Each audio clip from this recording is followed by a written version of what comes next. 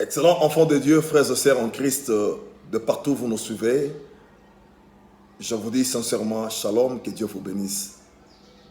Bienvenue à cette tranche appelée foi sans béquille, qui est une tranche d'édification, une tranche de prière, une tranche de bénédiction, une tranche de motivation, où nous ne cessons de parler sur le domaine de la foi. Je voulais exhorter quelqu'un ce matin. Vous savez, le Dieu des cieux, il n'est pas le Dieu des habitudes. Le Dieu de la Bible, il n'est pas le Dieu de la routine. Mais le Dieu de la Bible, c'est un Dieu de révélation. Christ a dit, vous connaîtrez la vérité vous affranchira et vous serez réellement libre. En fait, à ma façon de comprendre, je me dis, ce n'est pas seulement la vérité qui affranchit, mais beaucoup plus la connaissance de la vérité. Osée dit, mon peuple périt parce qu'il manque la connaissance. Et ce qui est beaucoup plus marrant, c'est que la Bible dit, parce que tu as rejeté la connaissance, l'Éternel te rejettera. Je voulais ce matin parler sur un passage. Jésus-Christ devrait montrer à ses disciples comment prier. Il dit, quand vous priez, dites que notre Père qui est aux cieux, que ton nom soit sanctifié, que ton règne vienne. Matthieu chapitre 6, le verset 10, écoutez ce que dit la Bible. Il dit que ta volonté soit faite sur la terre comme au ciel.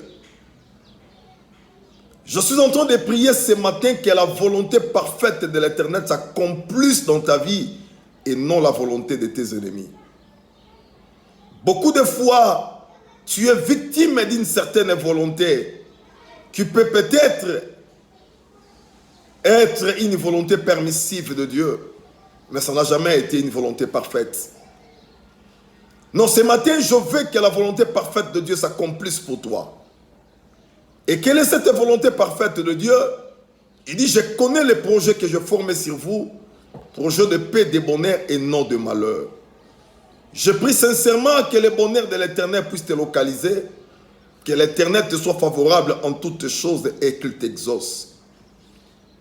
Vous savez, j'ai un tableau devant moi, même des tableaux si vous le voulez. Le premier tableau, c'est le tableau de notre frère, qu'on appelle David. David était une volonté parfaite de Dieu. Mais Saoul était une volonté permissive de Dieu. Autrement dit, je dirais une volonté humaine. Parce que c'est le peuple qui avait désiré un roi. Et Dieu leur donnera Saoul. Mais David était le roi qui émanait de la volonté de Dieu. Le deuxième tableau, c'est le tableau de notre frère appelé Jonas. La volonté parfaite de Dieu était que Jonas se rende à Ninive. Mais écoutez, Jonas lui-même, il a fait un détour. Il est parti à Tarsis. Non, bien-aimé dans le Seigneur, je veux que tu demeures dans la volonté de Dieu. Je veux que tu demeures dans la volonté parfaite de l'Éternel. Dieu a une volonté pour toi. Dieu a une volonté pour vous. Ne vous en faites pas.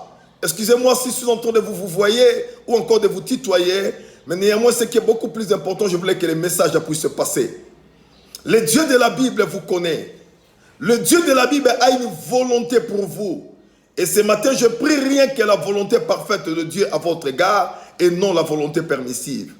Oh, cette maladie qui t'a atteint, cette maladie qui vous a attrapé, c'est une volonté permissive de Dieu. Mais je prie que vous viviez une volonté parfaite de l'Éternel. Soyez bénis au nom de Jésus-Christ.